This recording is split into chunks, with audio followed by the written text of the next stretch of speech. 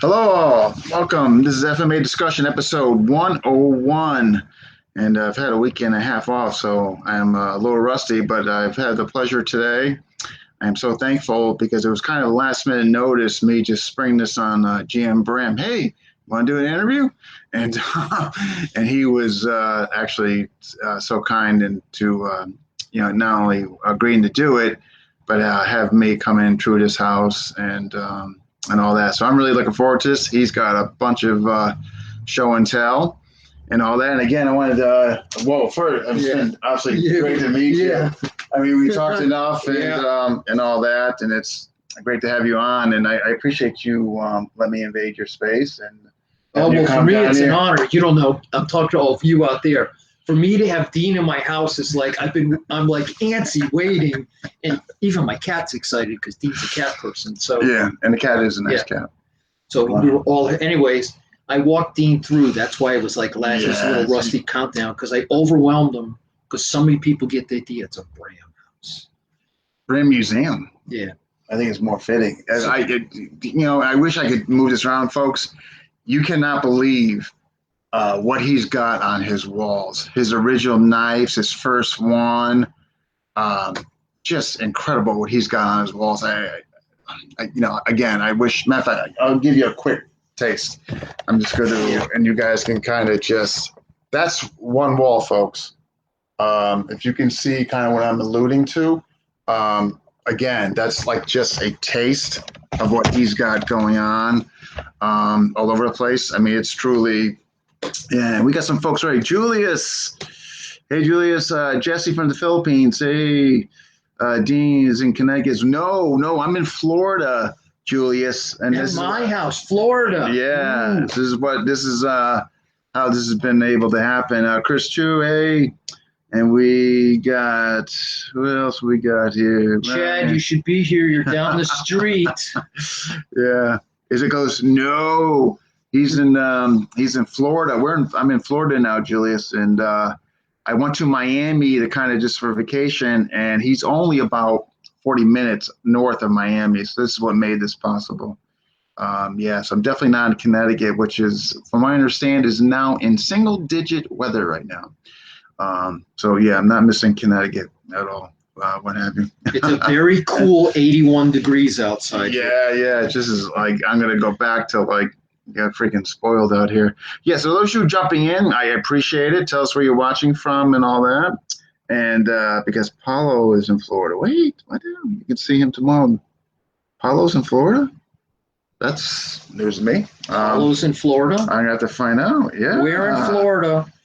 Yeah, I know. I'm gonna have to find out. See, Chad's just getting out of work. If you're just getting out of work, we're here. And Eric O'Brien. Hey, yeah. Trying to get to him without getting burnt, Eric. That's the. So we did a couple of. I did the beach Tuesday and Wednesday. Figured I'd give my body a break a couple of days here before I go back in there with skin cancer. Yes, okay. I will see Dean in yes, absolutely. Yeah. You guys, you and June. And we got West Virginia. Hey. All right. Okay, folks. So we're obviously, Bram's GM's gonna take us basically through all like his knives and all that. But the first thing I want to do is hi Paul, is you guys, I know I've shown this book on previous interviews. Must have. If you were into Filipino martial arts, must have. Everybody's in here. So what I did is when I got this book, I made a point to be like, whoever I got a chance to see was in this book, I was going to have them sign it. And so every time I run into somebody's in this book, that's what I try to do. And all my teachers, well, hopefully one day I will get Maestro Bong Amanir to do it. But I got to White Woods just the other night, who didn't even know he was in there. Dwight, if you're watching, that's because you didn't pay attention. If you look in your old messages, there's actually a full-color PDF of your page for you. Yeah, oddly enough, he didn't. But hey, Paul, Frank. Yeah, so this is the best. You guys are actually GM, sign my book for me. So, all right. Oh, cool. All right, I got to all right. This, how exciting. Okay. Should be coming up. Ah! Ah, there we go. All right. Okay, so here's the pen. Oops, there's the pen. And then once it's signed, you'll pick it up. Cheers. Advisors, SO, 6 years, and others. Well, Paulo, I mean, for several reasons. One, this could be all on knives. Two, you're here. And somebody mentioned, Paulo, you were in Florida or coming to Florida. Is that accurate? Paulo will give us the truth, if he's in fact in Florida. Ah, okay. GM Dan. Oh, there we go. Yeah. Thank you so much for doing this. Gosh. Yeah, guys. It's official. Signed. All right. So you got, like, again, folks, what I alluded to in the beginning, if you ever get a chance to come down here and see his walls, it's just amazing what's on his walls. Just the knives, his first ones, ones that maybe 1 or 3 were made of. Just incredible.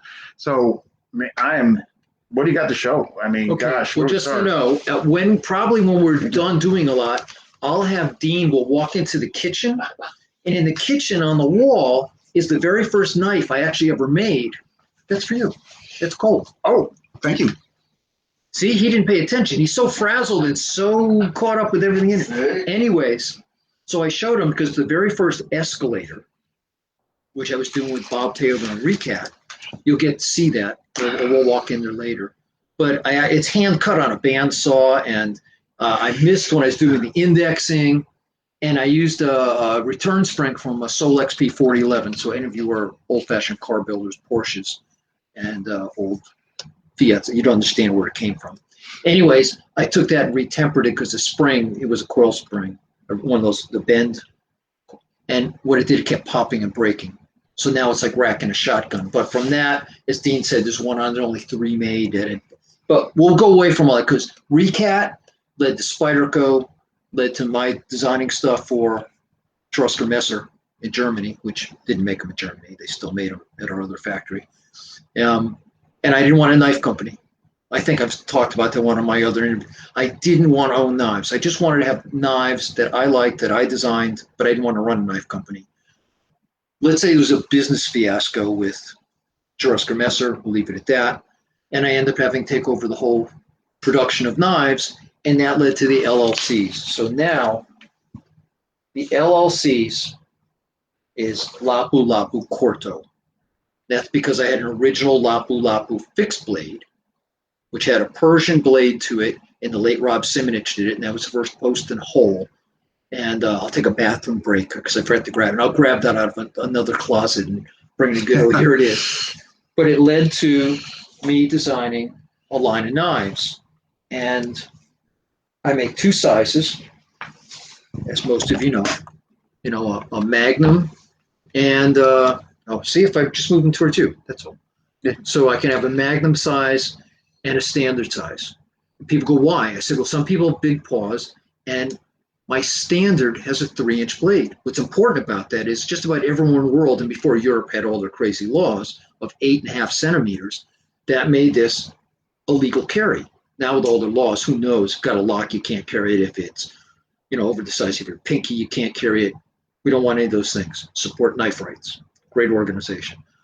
And most of you have seen my Magnums. So that's what I'm going to show you on screen mostly, is all the shapes of the Magnums because they're easier to see. And a Magnum is still a legal pocket knife. It's not a common pocket knife. Common, it has 3 inches or less. This is 4 inches, but this is a pocket knife. What makes it special, and all of you guys know, is I own the patent on kinetic opening. If you touch it, it will open. And it's not a wave. So again, especially because Dean has a broader audience than I generally do, I tell people a wave, Ernie's wave, is the coolest thing. If you want to be out of your pocket and ready to cut, there's nothing better than a wave. It's a now. Do it now. I'm a Cancerian water sign. I am year of the water snake, the cobra. I'm born in July. Cancer the crab. I go sideways to go forward. Snakes go sideways to go forward. And I'm a water sign. Water can wear down a rock slowly. When it happens. So all of my tools, and let me grab a safe trainer so I don't do something dumb, is, you guys firearms guys? Most of you probably are. Okay, so anyways, it holds like a firearm. And your lock release, I'm the only one who has it on the back of the knife, the top side, because that's where my decock or my mag release would be. So I'm used to that position. And when your gun is out of battery, you can see it. It's right in your line of vision. You can recock it, drop that magazine, put it in, tap bracket, and get ready to go. For me, if the knife is out of battery, I can bring it right back into battery. Oh, I forgot, go Dean, because the camera's right there, and it pops back. Why is that important? Well, if any other knife, once you start to close it, you have to roll it out of battery, out of user position, redo your lock. People start sticking their fingers in there trying to pull the lock, and the blade will drop. Mine has a nib. We're going to put it up here. You can see that nib sticking on the blade? Oh, yeah. Right there. And that nib catches on my finger. So if my finger's in the trigger, it can't close on your finger. Why is that important? Well, I don't want this edge to come in contact. So when I'm in here, if I'm at Dean and I realize I'm out of battery, I can go back. Or if it falls down, I just let it close and I go right into ball peen hammering. That's Filipino martial arts. We learn about escalation. We call them guntings. And guntings are scissoring, and we know the connotation of escalation of force up the limb. We destroy the limb and work our way to the body. And work up to the. So if we're using banda, side to side, gunting, scissoring, that scissoring motion upon contact makes it open. So if Dean was in here putting that hand in my face, I'm going, just on him. It's open. And he'll tell you can't feel it open. No. It's just open. And that means from here, he's already trapped. You see where the Bramp is? Well, I can trap him already with the Bramp, and then we can proceed to go to where do we need to go to, and I can use the Bramp to pull him around the corner. How about slowly? No, because notice if I just snag it, if I friction open it, it opens and he's trapped. He can't move his hand away. How about reverse grip? I can do the same thing in reverse grip, that I don't have to pop it open, that I can just friction open it if I make contact. So when I'm making contact with him, I can do it hammering, and I can hammer at him and make it open quickly, or I can engage him and let it trap you. Yeah. Now people go, what about that weird clip of yours? Well, the spoon clip right here, there you go. Good. Now you can see it right there. Okay, so the spoon clip, because I sat in a restaurant when I was designing the knife, and I'm spinning the knives on the table and twirling them and playing because I'm thinking. And my wife, Mary, back then, looks at the waitress and goes, get these freaking knives off the table. So they clear, I think I told you the story. So they clear all the knives. So I pick up a fork and I'm twirling the forks. I need to do something while I'm thinking. She calls the waitress and goes, get all the forks off the table. Oh my gosh. So the waitress goes, I pick up a spoon, I go to spin it, and it won't let me spin. Where I want to go, it won't go. I get pulled into the shape of the spoon. Mary starts to say so. I said, no. And the waitress goes, I know, take this. I said, no. How many different spoons do you have in the kitchen? She goes, what? I said, how many different spoons? She goes, I don't know, 5 or 6. I said, bring one of each out. Each spoon pulled me to where it wanted, not where I wanted to go. I went, oh my God. Everybody, if you all have pocket knives, you got those curly clips and you catch them on something, they spring and they're sprung and they won't fit in your pocket anymore. You got to take them off and bend them with pliers. Okay, so I make the world's only flat clip patented with a function in it. There's nothing to catch on it. And the dip of the spoon pushes against the knife in a broader area than any clip to hold it in your pocket. Is it really tight? Yes. And the best thing about it is that the spoon pulls your finger into the deep part of the spoon opposite indexing. And indexing is right, you can see those holes, the circles on the side of the handle. Well, those circles are actually cut in and grab your hand so that the tool goes from forward to reverse grip without taking my hands off the tool and right back again. And so that in the middle of doing stuff, I'm automatically ready to turn it. And I can rotate from forward to reverse grip. Yes, I have patents on all those. People went, well, someone should have thought of that already. I know. Well, they didn't. I did. All right. Now, the clip also, I was talking with a couple engineers the other day, John Stanley, Tack Knife. I said, the reason it's there, if you go, want a pinch grip, everyone pictures the knife is flat. So when I say kinetically open, you realize you can't have your fingers in front of the blade or it won't open. They go, well, you're in a pinch grip, it'll come out. And I go, well, not really. I planned it that your fingers actually go around the edge of the clip. So it's actually pressed in. It can't slide out of my hand. So that when it's kinetically open, it's actually locked in by the clip. So I'm not just holding on two flat surfaces. So the idea that we can escalate, don't mind her. She's queen of the house. You hear her in the background. Got a cat here. I just want to, hey, let me just, any comments? I'm trying to make sure, guys, I'm not missing any questions. Yes, Paul, I need to get one of your blades. Yeah, I recently picked up two, and they're, I'm a fan. They're well built, well made and all that. So yeah, by all means, please, get a hold of GM. I like your concept that it's like a pistol. I made a fixed blade with a pistol grip. Your knife will be a good addition. While you're talking, sure. Right back. I can probably promote that too in my knife defense class for shooters. Yeah, Paul. Geez, he's right here in, Hollywood, up, past Miami. you should definitely talk and get together. Hey, Paul, nice t-shirt.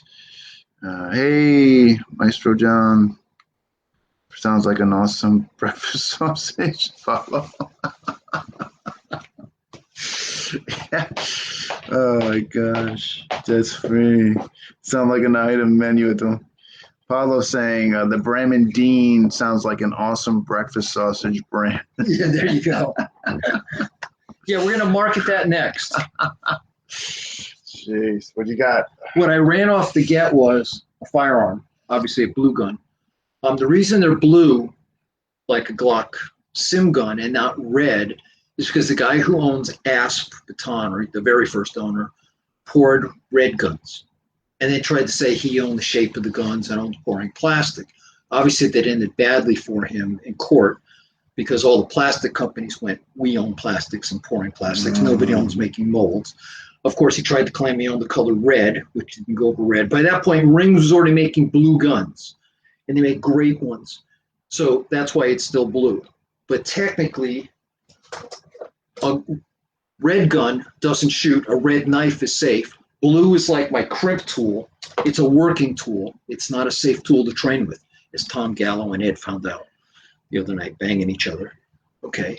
But what I want to see is the grip, which is your bottom three fingers are wrapped, and my trigger finger is free to float, and my thumb is ready for decock or mag release. That's identical to, I'm in a pistol grip, my finger's in the trigger, my thumb is up on, and the puzzle lock has to be removed out. So it's the same motion as decock or mag release. I'm moving with my thumb, and I drop it, it's out of battery. You can see it right back, like I said. But it holds in your hand. Anybody who's a shooter, it's a shooter's piece. So it's real easy for gun guys to adapt to my knives because we hold them the same way. I don't use, my index finger's a trigger finger. I leave it open. It's not holding my knife. My knife, the way it's designed, I spent a lot of time on the ergonomics of the handle, is the fact that once it locks in with the bottom three fingers, I'm going to hold it up like this because trainer, I asked Mr. Dean to pull it out of my hand, and I'm only holding with my bottom fingers. It's not rolled in my hand. Just pull this out. We're on camera. Pull it out. It's only, and I don't have a grip. Yeah, I'm definitely. It's not coming out. Wow. Okay. So now if I actually lock it in my hand, it's not going anywhere. And that's what I meant. There's my trigger finger. So if I'm doing something like Mr. Dean, I now have finger and stuff and thumb where I can actually do a grab. I can use my finger to reorient. That right there in the thumb. Yeah, of course. That's so I can grab him. If I come up in reverse, This part, you see this curve? That's off a Filipino bolo shape. And that curve there is so that I could actually lock his thumb. I could use a trapping move. I can come back because the tool, and I can roll it right back. And oh, there's his thumb again. Now, what about closed? Can you show, you know what? Can you show the roll again? I think they would. Oh, when I was in here? Yeah, I think the audience would. Because I'm on here and all I'm doing is pushing. Let me just show you. I'm in reverse grip. I push on the indexing and I would pick it up into my hand forward grip. So I'm on here. I want to do it. So I just do that same thing right off the back of Dean's arm. I'll do it from this side in reverse. What I'm doing is when I push it, it ends up rolling forward grip into my hand. So, and that's the exact same, whether his hand is there or not, the same mechanics of push on the indexing that turns it. I use the indexing to pick it up. He's trapped. I push on it. I turn it up. I'm already there. I'm in forward grip. If the other hand comes at me, what I can do, and I talk about that back part, I can lock it on his hand for control. There's that grab, and we can come back, and I can actually shut this back down, you saw, right off of him, and now I can go out to control for his thumb or his fingers, or I can impact him. God, that control mechanism of that is... Now, and that's why I tell people the Bram and everything, that open or closed, if I take it, it actually locks around. You can see it's around his wrist. He can't go anywhere. And this is being nice. If it's not nice, I put the Bram into his wrist. You just saw the look on his face. Because that gives you a little bit of a physical attitude adjustment. That's digging like right in the... And when it's closed, picture, and we'll turn this way. If Dean's reaching at me, what am I doing? I'm hammering. I'll do it on this hand, so you see that it's going into the palm of his hand. So I put it in the palm and go, or I hit the palm or I come to his thumb. That's actually worse. Yeah, of course, because now we're into center lock, and then I can drive down, and if I need to, there's the extension because it's open, and he's right there. But I don't want to cut him, so you see I go to reverse, and now I can use it for control. That center lock is like the worst when you put... So the tool is designed, actually, Francis Serrano, big boy screamer, just released and going, and he didn't want me to show him how to use it. He wanted to see if he could just pick up my tool and do Filipino martial arts. So I'm cringing, friendly, because he doesn't know the name of any of the parts. And he's going, well, this thing here sticking out, and I'll call them dimple things. He goes, oh my God, you can use them for forward and reverse, and it actually tells you where you are. I went, actually, yes. And Dean will tell you, this is the first knife made. You can see the silver look shining around it. And the people on the camera can probably see it. Do this. That's because it's the first knife. You can see that shine around it. That's not a highlight. The liners, they're proud liners. So if you drop or something, the steel hits first, but it gives you traction. There's actually jimped teeth on the inside. So it locks, you saw it locks in place. And it also tells you on the duress, am I on the blade side? Wow. So the tool, and that's a safe trainer. So I make a magnum and a stand. And the clip is reversible, left, right. All right. So you can see there's holes right there. That's so you can shift it, the clip from side to side. Now, the extra screws, this only has one. Crimp has two. Just did a video about it. The live blade is 3.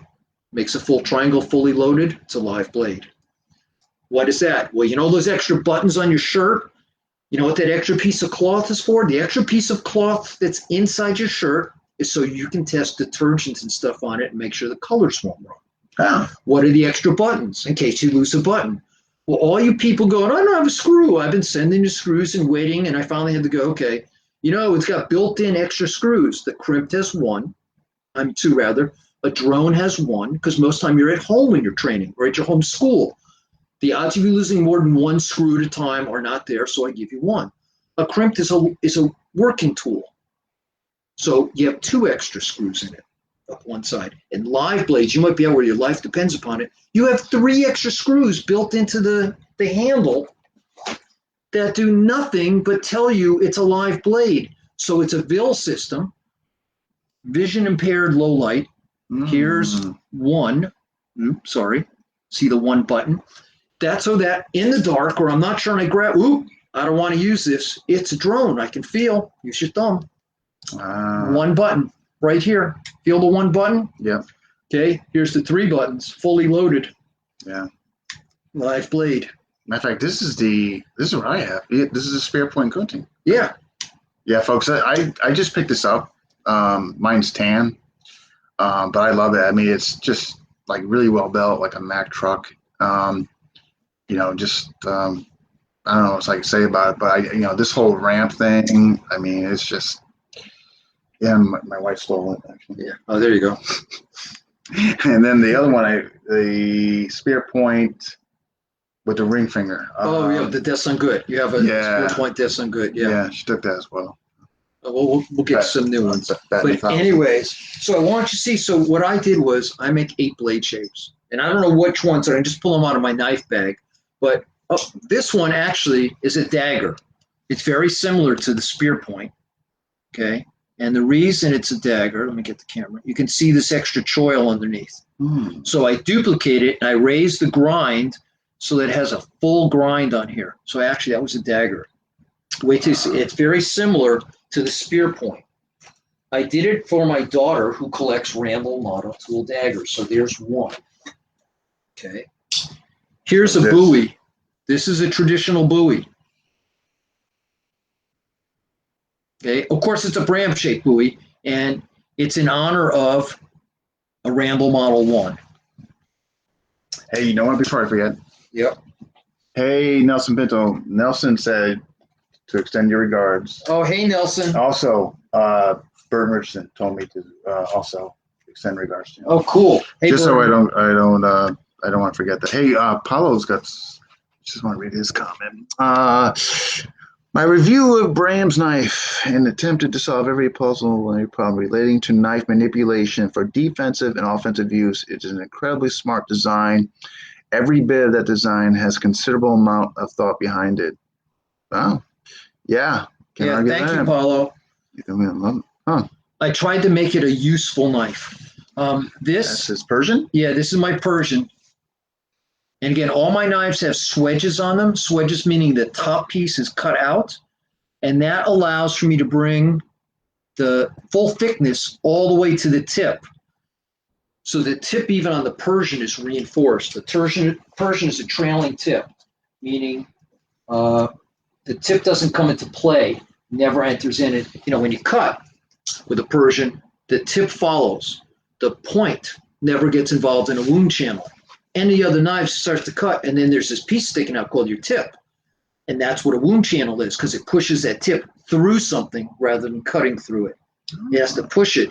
So the further the tip is down towards the cutting edge, the deeper the wound channel trying to cut through, because you're pushing it through rather than making the edge, which is what cuts, glide through.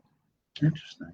Which is why straight edge, long swords, all swords eventually had a curve. Mm-hmm. So that when you hit, you actually follow the arc of a normal human being's arms, and you put the edge at the same tangent at all times as you pulled it through, rather than a straight edge and you hit, and you're trying to pull, and the edge, if it's a straight line, it's not in a proper contact with the whoever you're attacking or what you're cutting.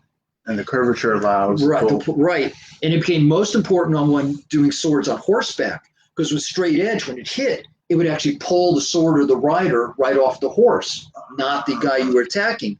But with a curved blade, I could hit, and as I went by, the arc decreased, and my sword disengaged from what I was cutting. So when you get that friction. And the fact that to make it go through, it's a flat edge, and the further out you got, now you're at the end of the lever. Interesting. I mean, actually, they found that out, like, God, in those horrific battles. Right. So now, this is a Tonto. What's different about my Tonto is I took a swedge out of here and made a hollow grind front. That means I actually have 3 cutting surfaces. I have the original cutting surface. I can use. Okay, little one, hop on down. And where it makes a point here, I can picture that's a point and that's an edge, or I have this edge. And in all of my knives, people go, your blade's not straight. I go, exactly. Did you know that if a blade was straight, it's what I was talking about. If I make it straight up and down, notice the handle's off on a real angle. But if I make the handle normal, see the blade tilts away. And that's why I take a long straight edge, and because it's canted away, it mimics a curve. So anything that I have that has a straight edge, I put the engineering in it, that now it acts like a curve, even though it's straight. And then, of course, even with the tanto, where it breaks away in a diagonal, now it breaks away, and I mimic a curve with straight lines in the fact that I've angled the blade by 1 degree. So that actually works like a curve. A lot of thought, as Paulo mentioned. This is Assist Christian. So is this also you currently offer? Or is Yes, this is brand new. Oh. You can't get a Magnum size of it yet. The Chinese government confiscated mine. But we have the standards in and the standard Kopish. But this is a Chinese Dao, a reverse tanto, Bram style, with a swedge cut out of it. You can see the swedge right here? Yep. And look what it did. It brings the full thickness down to the tip. And again, people go, well, that's like a Warncliffe or and everything. I'm like, no, it's not. Because you can see there's a subtle curve here. So if I take a pen and I hold it, can you see that the blade goes away from the pen? I'll hold it for Dean so you can see that it curves away from it. So I put a 1 degree belly there so that the tip is not on the same line as the edge. And you can see it as a curve. That means it really cuts and that tip doesn't come to a picture. I start to cut and that tip's in play. So that's what creates a wound channel as I'm cutting through, because I have to push the tip through rather than draw it through. You got GM Dan. I carry your non-lethal one. He carries the crimped.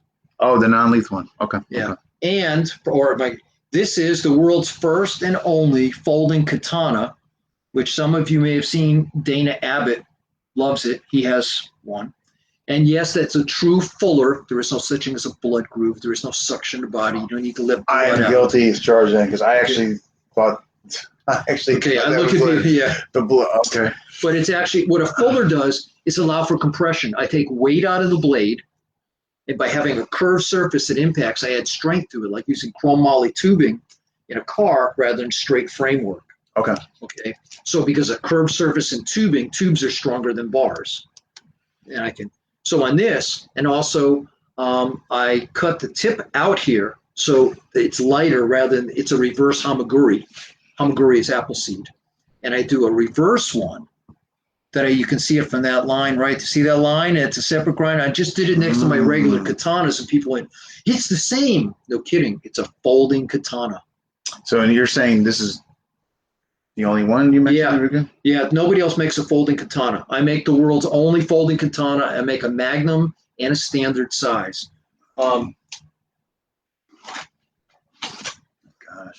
endless. Here's a Kopish. This is the sword of King Tut or the Scorpion King, or I'm old. What the hell did I know about Assassin's Creed? I never heard of an Assassin's Creed. And some of the students went, sir, a Kopish. The sword of Assassin's Creed. And I'm like, Assassin's Creed. Of course, I got it back when I said King Tut, and they went, what's that? And I said, King Tutankhamun. They went, what? When I said the Scorpion King from the Mummy, most of them went, oh, yeah. But that's based off a Kopish. That's an old Egyptian Kopish. I just love, and this is not a gut hook on the back here. This piece on the back right here is because when they made these out of bronze, they had to pour them with the edge and tip in it. And the only way they could make the tip strong enough was they had to make an extra extension up and then cut it down to make sure the tip, they had enough bronze there to cut an edge into it that it could actually do some forward cutting. So I went ahead and made it into one of my folders. So that's off. Wow. Geez. We got here. I thought in this meeting, we'll show FMA techniques demo. Master Alice. Yes, he showed some stuff earlier. Maybe you missed it. I'll do it again real quick. Yes. No problem. Beautiful, nice, GM Bram. This is from Noah. Blend of art, physics, biometrics. Hope to see you again soon. Well, before some of you know about Bally songs, correct?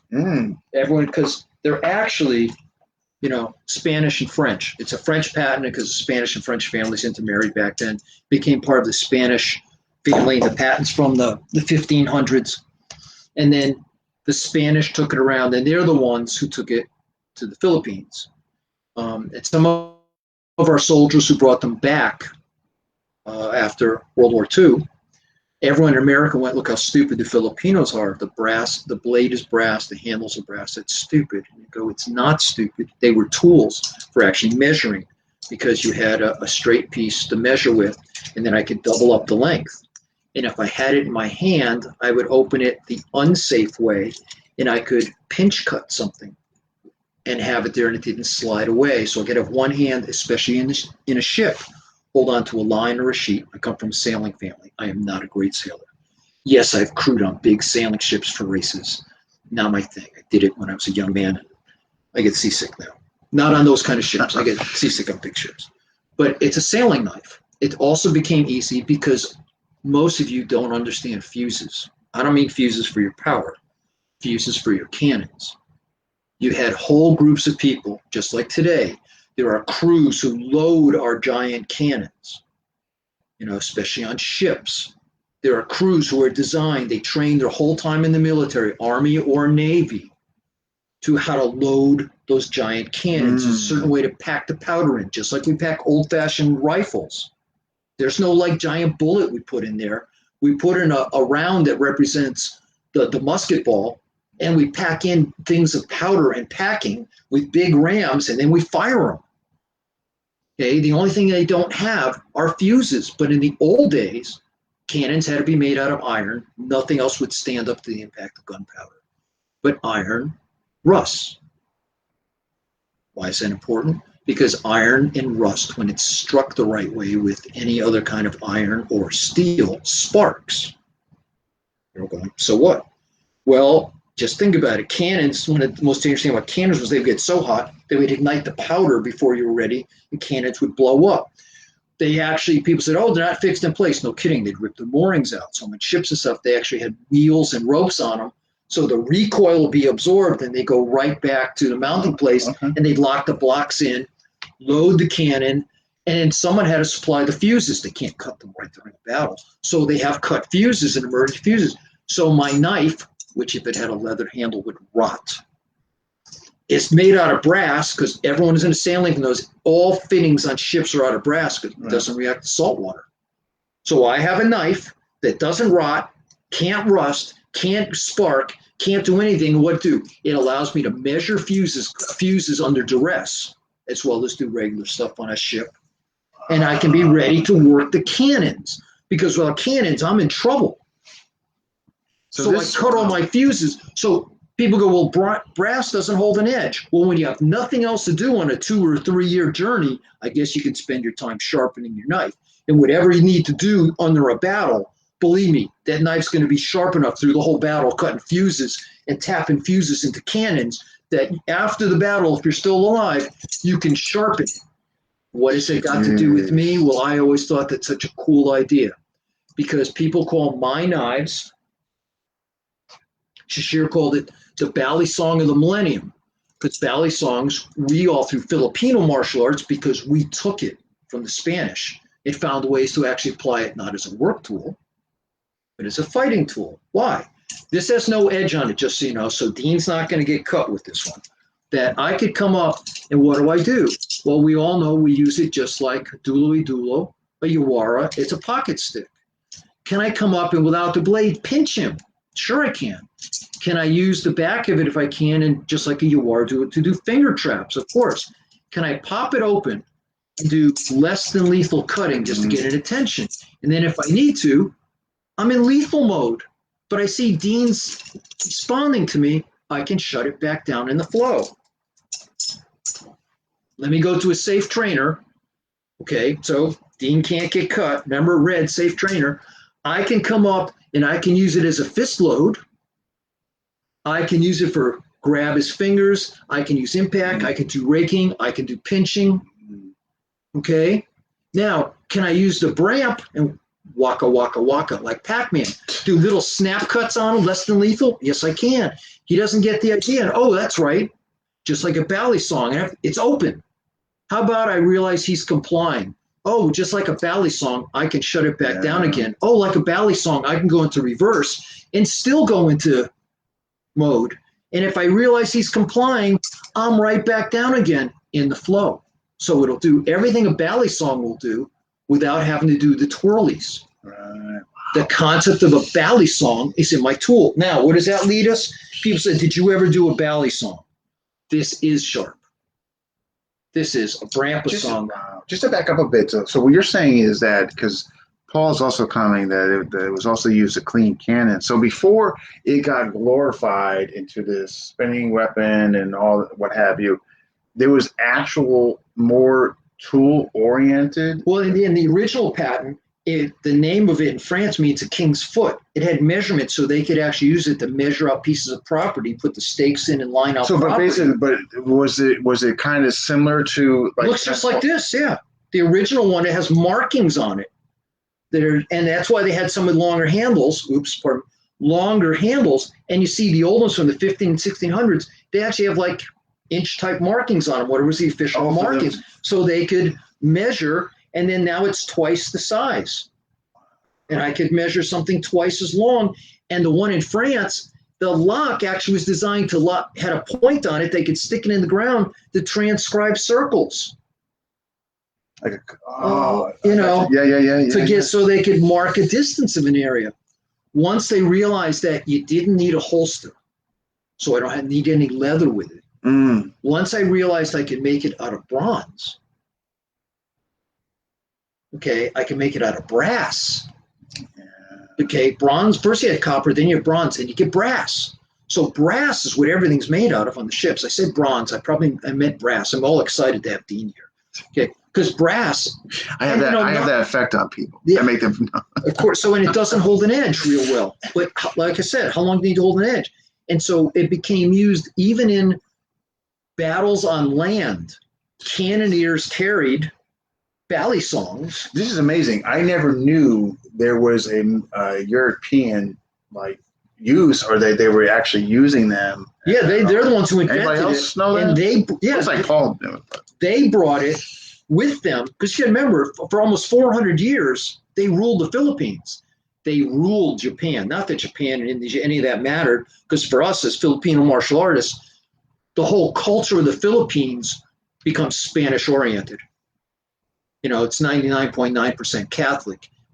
People there use bastardized Spanish in lots of ways. The Spanish incorporate people. The way they conquer people is they intermarry. And they if you ever read Shogun or saw the movie, there was a whole class of Japanese that the Japanese didn't like because they sent them to Spain, trained them from kids to how to be Spanish, then brought them back, and the families in Japan took them back in, and basically they were Japanese Spanish. So in the Philippines and everywhere like New Spain, New Madrid, which was Mexico, that's intermarried into the tribes. You had pure Spanish intermarried with the people, and then the next generation intermarried with themselves. And as long as you followed, they made everybody Spanish. Wow. And they didn't say, we rule you and you have no rights. Everybody became Spanish. So in the Philippines, the reason when you do Filipino martial arts, your movements, our stepping, our stuff, when we do stuff, it's all HEMA. It's historical European martial art, and more specifically, Spanish and with some Portuguese influence, because the Pope split up the world between the Spanish and the Portuguese. That little tiny country of Portugal was a giant sea power.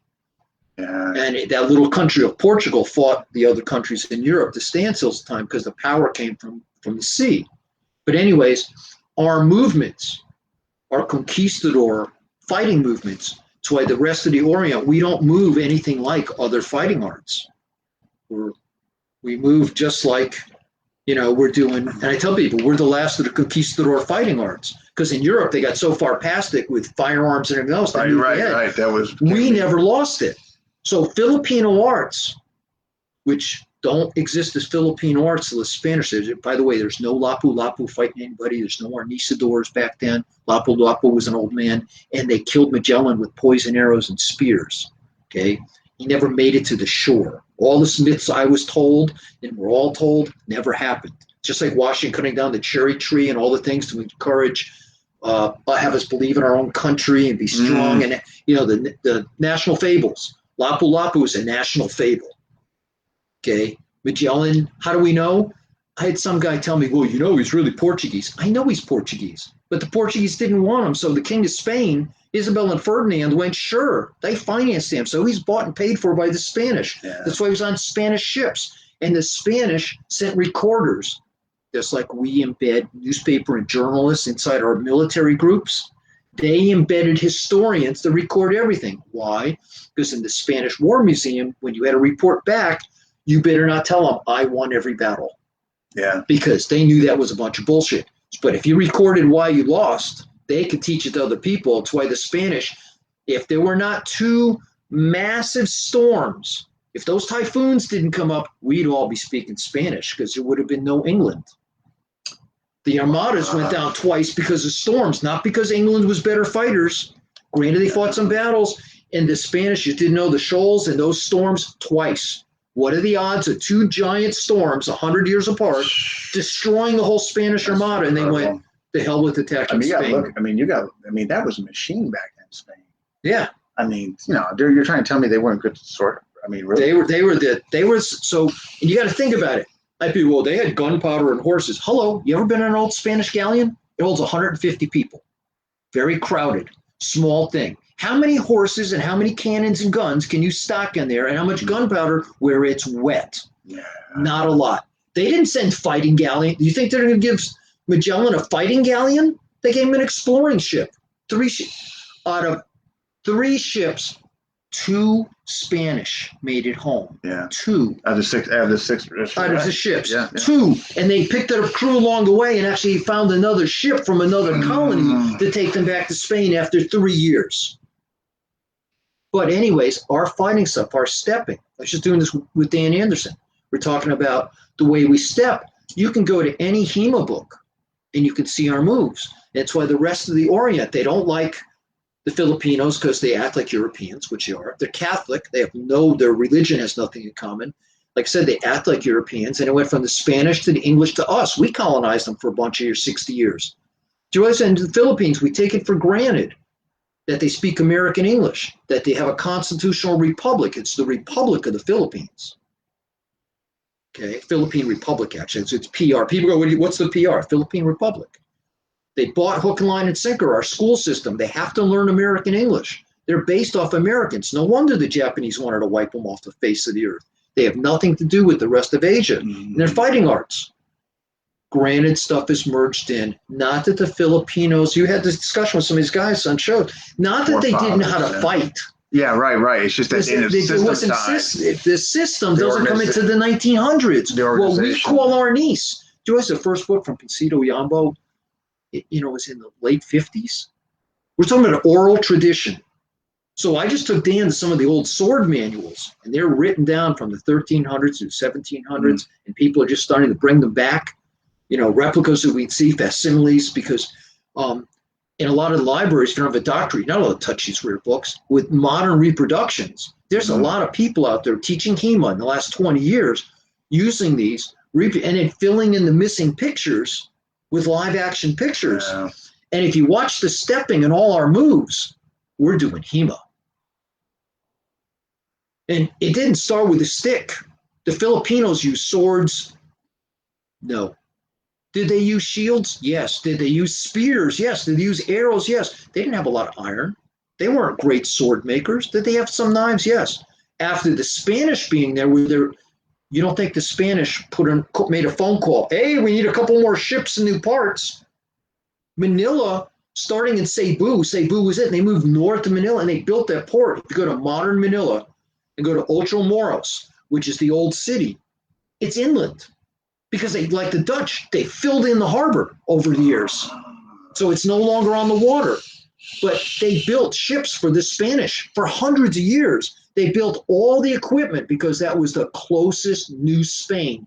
Because Mexico, New Spain, New Madrid is a long ways away from the Philippines. So to take care of all the Spanish colonies, all the way through the Japans, through Shanghai, through where they go into China, they're the ones controlling all the trade routes. That's how silk got to Japan. They didn't know how to about ships. And then the Japanese, of course, a lot of them ended up on ships with the Spanish. The Spanish have been in America long before we were really here, because the Filipinos came over with the Spanish.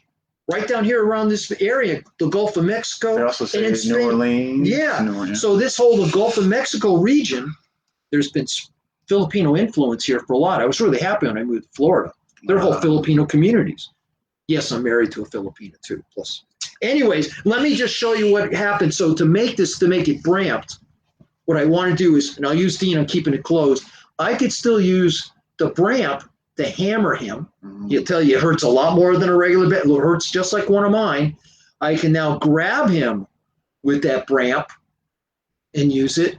I have teeth on here, but the coolest thing, and I want to do this away from Dean, okay, is that when I pop this open, let me do that. I have to shift over. I just don't want to be near your face because I have to. Okay, I pop it. It kinetically opens. Now I'll do it slowly. I just wanted Dean out of the way because this is a prototype. The teeth aren't big enough. But if I pull on the bramp, it just opens. I don't have to flick it. Can you flick it? Yes. When Jason was making the prototype, he said, Bram, you put the clip on the wrong side. And it's what I was talking about the clip. No, it isn't. When I release the lock, because the lock releases by me popping my bottom of my hand down right here. Boom. So now it's open. If the clip is on the back side, my knife would flop. But with the clip on the front side, I hold it just like I hold pinch grip under there. Yeah. And then when I hit the ramp, it just pops open and my knife is open. So I make the first Brampa song. I don't have to flip it to make it open. I've never seen a bell song with So this is the first one. So I've seen it on my channel and I've tried to explain it, but it actually ramps open, meaning if I pull on the bramp, it pops it up and it just drops open. Just like I pull on the bramp and it opens and it gives me something to hit with. So I try to incorporate in all my knives. That's why I drive Dean and everybody crazy going, you got to see this, you got to see this, because I want Filipino martial arts in everything I do. And like I said, the soul of the Bally song lives in all my knives because all my knives will do impact, grabbing, pinching. Okay, less than lethal. And if I need to, lethal. And if I want to, like a Bally song, they shut down. And that's why I can be in impact mode. I can be in grab and raking mode, pinching mode. And if I touch it, kinetically opens. And then from kinetically open, I realize Dean's right in front of me complying. And oh, guess what? Oh, he didn't even feel it shut down. It's already shut down. I can start to go. What if he doesn't comply? So oh, look, it's already open. And guess what? I'm going to catch him, cut him. Oh, there's the trap. It's already trapped. And as it comes in, if I roll, he's trapped and I can hit. But I realize he starts to comply and I let it go. Can I use the horns and maybe grab his ear? Can I use the horns on the back and maybe grab his thumb? Yeah, of course. Those pain compliant. I mean, for as far as getting access to leverage, you know what I mean? You know, that like I'm crazy. Yeah, it works. You know what I mean? Like, the pain distraction to access leverage. Yeah. Yeah, that's a thing, man. Wow. Hello, Kenneth Carson. You know what? I want you to understand when I designed for the military, I just showed this to Dean. Yeah. Is scary. Okay, this is one of them. Okay. This is the Redonda. Yes, I name everything after Filipino motions because it's been designed to roll in forward circles. And yes, you can use the bramp for trapping. I can pass with it. And yes, it is indexing, so it'll flow right to reverse grip, and then it will trap because it's got a trapping position in it. So I use everything for trapping. And then, of course, it will roll right to your other hand or into your hand and roll back. Because the important thing about Filipino martial arts is we can move from levels of force and where we're going.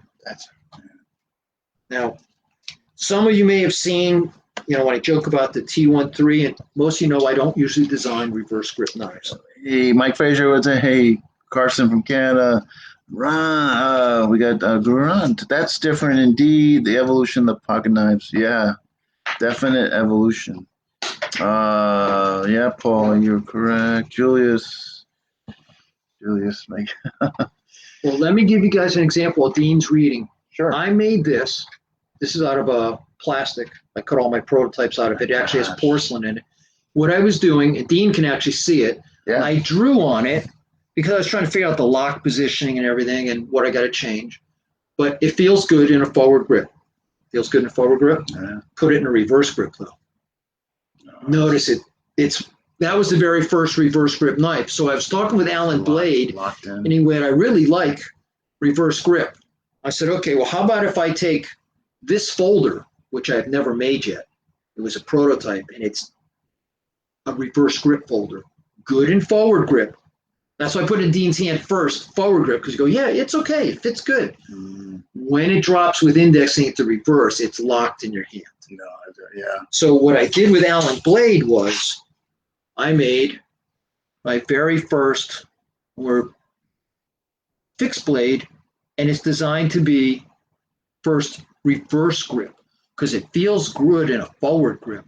But when I drop the reverse grip, it's locked in. And how will I prove it? I'll put it in Mr. Dean's hand. So he's got it in a forward grip, and it still feels good. But in reverse grip, it feels like it's made for your hand. This is bad. And you got the nice little knocker here, man. And of course, with the Bram, people go, we need a Bram on a fixed blade for. Well, I use it for passing, trapping, locking. And by having a Bram on it, it actually allows me This is beauty. to control the tip of the blade. Because if I'm on the Bram, I can control the tip for delicate cutting and motion. So that's how I can do filleting, skinning, delicate artwork. Skinning. And yeah, for all of you who don't understand hunting, you have to take the skin off an animal to get to it and save the skin. Jeez. You know, so you have to remember, and most of you, now we'll get to the part that. What you got here? Yeah, well, I'm going to grab, it's hiding right here. Hold on. Most of you know, over the years, Bram cannot stand karambits. You understand that Filipino people, we have kidnapped the karambit and moved it into Filipino folklore and into our system. But it's really a work tool from the Philippines. A sanggut is what we use in the Philippines. We don't have karambits. So everyone likes it. You got to give Ernie Emerson credit because with his wave, he's the one who made the modern folding karambit. With the wave, it's open out of your pocket and reverse grip. We're back to what I first talked about that. I have to cut with it. Not a Bram thing. So over 20 years ago, I made a guntarambit. And people went, what's that? And I said, well, I want a tool that we use in a forward grip. You have to understand, all of my tools are tipped down. I'm the 1% of the knife world that are tipped down on my folders, not tip up. Part of this, if you're reaching your pocket and it's tipped down, what I do is by reaching in is I close the knife. If it's tip up and it accidentally opens and I stick my hand in, my hand gets cut. People go, it won't happen. Okay, like I said, now mine too, people were going, it has a big thing and it, Francis was going, it sticks out of my pocket so much, it's hard. Well, get used to it because I pull it up and everything I do is a ball peen hammer. And with this one, because of the ring actually sticks out past my hand and I can have a grip on it without being in the ring. I can be in the ring. But if I go to hit Dean, or like I'll take that hand so he can actually see, you can see the ring's hitting him, not my hand. I can hammer with him. And of course, I can kinetically open it and now he's trapped. And this is the Bram finger sticking out. Well, the Bram finger lets me trap. You saw the way he just shifted right over. And if I'm in reverse grip, I can use the Bram finger for a trap and a grab and a hit. And I use it just like the typical Bram thing. If it wants to close, I let it close and I go back to hammering. I'm just here. I want them to see what you're doing with my thumb. I don't know if they. Yeah, let's. Yeah, I think that's important. That's manipulation you're doing. I'm coming up and I'm not on the back of his thumb because that will break it. But if I come on the side of his thumb, donate my thumb to science. Right. If I'm on the side of his thumb, I get pain compliance. Okay.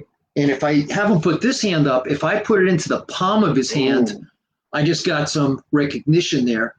And if I come across his hand, I've got a little pain recognition and I can turn it in on the base and get some pain recognition. I can pop that chest a little and get recognition. I can come on his arm and numb that whole arm out off the point. And the reason I like it is when it's open, if he doesn't want to bend this wrist, and we'll do this one, okay? He's got me grabbed, okay? What am I going to do about this wrist? See, if I just go ahead and I stick it in his wrist, and I didn't have to cut him, and it immediately let go. So if we're in here and it lets go, then I can take the thumb, and I'm doing it lightly, because if I did otherwise, Dean's not going to use that thumb anymore. And I tell people when I come back for a lock, I just reinforce the lock with the Bram right there. I love okay, that the tool lets you do Filipino martial arts stuff really easily. And I look at people that once I've got this open and I'm into reverse grip, well, now I can go ahead and grab him with the Bram finger. Now, the coolest thing is that when we're in here doing this, I want you to understand, this is my prototype, and I just popped one of the screws out. That's right, I'll get it in a minute. I felt it go boom. I grabbed stuff for Dean, and there's no markings on them. See how it's sterile? Okay. These are the original prototypes, not even the production ones. Let me grab a production one. Hear this. There it is. Oh, you found it? Okay. Yeah, I found it. Let me grab a production one. Part of it is, and I tell people, you got to tighten your screws. This is a good time for me to tighten one. So I'm off screen. When is this released? Scott, just as far as if you're speaking in regards to an interview, I'll have it downloaded tonight onto the YouTube channel. Are GM Bram's knives available in Canada? Are they, sir? No. No, Carson. Sorry, but I've sent them up as garden tools. Oh, you sent him up as garden tools, but he would sure be more than happy to send him up there as garden tools. We try to work around it. It's just Canadian are not real happy at the border. We've had trouble that some of the large companies, whole runs of knives were confiscated, and others got through. I'd actually just ship some bolos and call them garden machetes, and they went right through. So I'm never sure. They're actually going through. Yeah. So I can't tell. On my website, it says we don't, but if you contact Mish Handworker, the head of the website, we can try to work it out. We assume no responsibility once we ship it. If your customs people take it in Canada, what a lot of my Canadian guys have done before COVID was they had mailboxes on the U.S. side, and they would either have their friends drive down or friends drive them across the border, so we wouldn't have to deal with it. But the whole thing is these things are designed to do Filipino martial arts the way we do them, rather than the way karambits work. Because everyone wants to pull it out, and they all show how fast they can cut someone. Spinning and and all that. So that's the thing about spinning. So most people, when you watch them spin it, and I'll go like this, so you can see it. It pushes. But you put down your finger and spin. Here, just get it across like it's spun. So make a fist. You're ready. Yeah. You're going to hold it out there. Cut me. Yeah. Cut me. Yeah. Notice that Dean's starting to grimace because guess what? Where's it pushing? No, I know. Right in. So now what I did to fix that, because people flick it out and flick it back and go, oh, look. And I went, it doesn't work that way. So in my hand, it goes through my fingers just like a push dagger. So it stays right out there. So, so I'm basically just doing that. So notice it's a lot. Oh, look, can you cut me now? Yes, you can. Oh, man, how do you? Now, how about you let it roll right here so it's like brass knuckles? Same thing? Same thing. How about we ignore all that and let it go like a regular karambit? Same. Cut me. I know. You can't. It's getting like wedged. Yeah. So all those people go, it's like kicking in air. They flick it out and they go, oh, look, I cut. And I go, what happens when you actually get that tip or blade and some, it'll come back. No, it won't. I said, that's why we don't like working gun disarms with firearms that actually have the trigger guard still on it. Because guess what happens to your finger in there? It gets broken, exactly. So with what happens is same pressure against that finger. And Dean said it best a couple seconds ago. He goes, how'd you think of all this? Part of my thing is I'm an anal retentive mince and engineer. So I want ergonomics and engineering to work. I don't care what the blade looks like. I want it to work.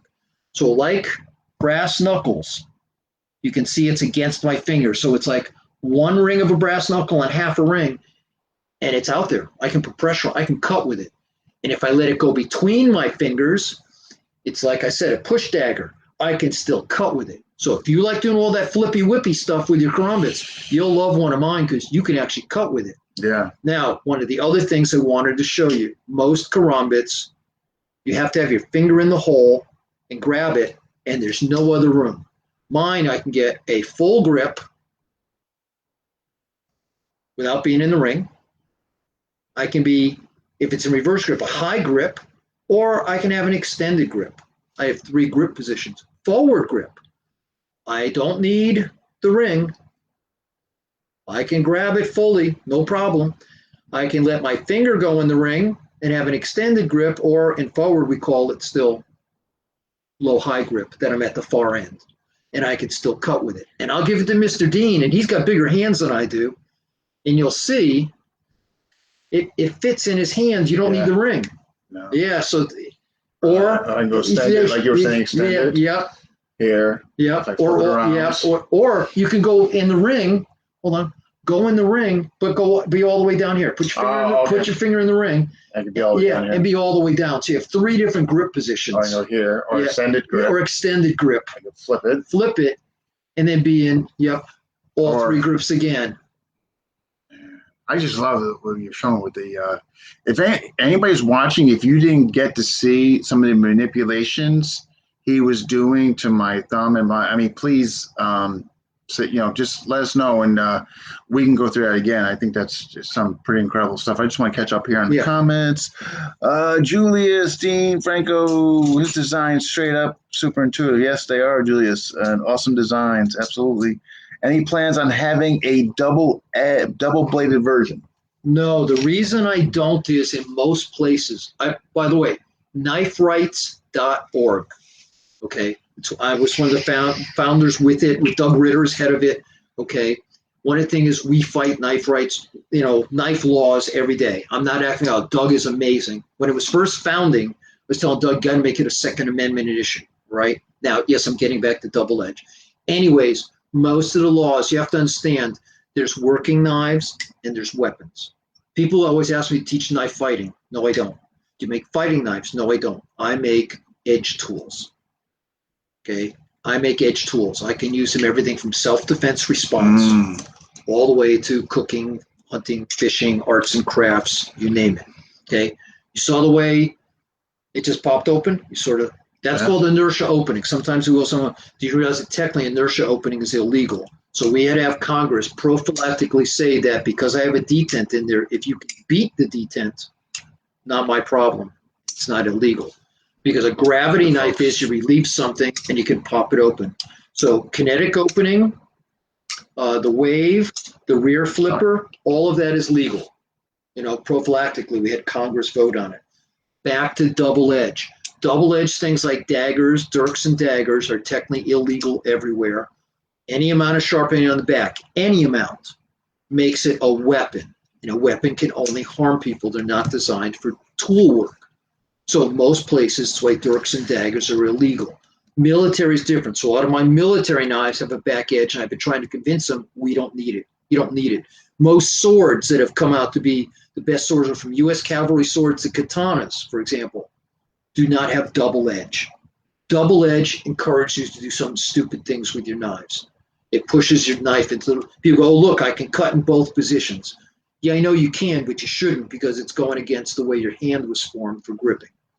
I find people who use double-edged stuff don't understand it. Sykes-Fairburns, for example, one of the worst design knives in history, and people go, ooh, they're great, till Americans got them in our hands, and we broke the blades all the times because they were made for me to sneak up behind Dean, take this long, thin blade and slit in his neck and run away as they got rid of sentries. Stupid idea.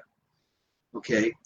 A Randall Model 2 was people trying to make a double-edged knife that would work. Bo Randall wanted, and Bo Randall did Filipino martial arts, by the way. And I'm also the liaison between the knife world and Randall martial arts, Randall knives. I'm the martial arts guy for them. Some of my knives are in the Randall Museum. Used to be Pete Hamilton, late shop manager there, was my mentor. I'm very attached to Randall. I'm a Randall collector. I make a lot of my knives in homage to Randall knives. But I found in the old archives at Randall, pictures of Bo Randall doing Filipino knife work under the orange trees with some of his guys. And I went, what's this? And Gary goes, I don't know. That was my dad when he was young practicing something. Yeah. And I, from step-by-step picture, I went, he's doing sombrana and stuff, and I like to feel FMA. But knives have to fit a function. So no, I don't do double edge. I showed Dean that I actually have a couple edge. And like I said, for the military, I designed double edge. I find there's nothing special about them. I take a swedge out of the back because I take weight, and taking the swedge out means I can have a high point down to the tip so that my tips are as thick as the main body of steel, and I take everything folding away from that. Believe me, with my single edges, if I turn it and do a snap cut, a back cut on you with that back edge, with only the edge sharp, and that swedge is a false edge, believe me, I'll take a piece out of you anyways. Yeah, right. Dean's going to entertain you for 2 seconds. Just go and grab a piece of swim noodle. Yeah. To show you the difference. And I'll just make sure I didn't miss any comments or questions. This is very important. Should look like a tool, especially the cuffs. Yeah, right. I suppose you're carrying around a double-edged 12-inch hunting knife or something. And fishing, yeah. Agreed there, Paul. No need to show me. We need to employ the timestamp guide from YouTube. And all right, let me just make sure I didn't miss anything.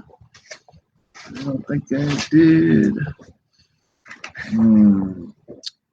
Yeah, that's interesting. Tony Dago used Spanish diagrams for having, I can tell you. Let's see. There we go. Start. Yeah. Thank you for jumping in, Kavan. It is, isn't it, WB Kramer? Fascinating history, absolutely. Andres, hey, from New Jersey. Bring on the bolo. That song was used to Clan, yeah. Wow, that was fascinating stuff on the whole battle song, that information. Well, you know where bolos come from? Yeah, nice. We have a demo on cutting noodles. The noodle. The whole idea of it is everyone thinks about slash cutting. And also, people go to reverse grip. What do? Everyone always pokes. Okay, Filipino martial arts, one of the things we learn to do is figure eights. Well, figure eight teaches you the proper use of an edge in reverse grip. And let me grab a safe trainer again, doesn't matter which one. Then I look at people and go, look, if I understand figure eights, then I understand when an arm is in here and I'm cutting that, or I'll do it on this one. Still I'm on the back side. I'm on the wrong side for it. I'll do it on here.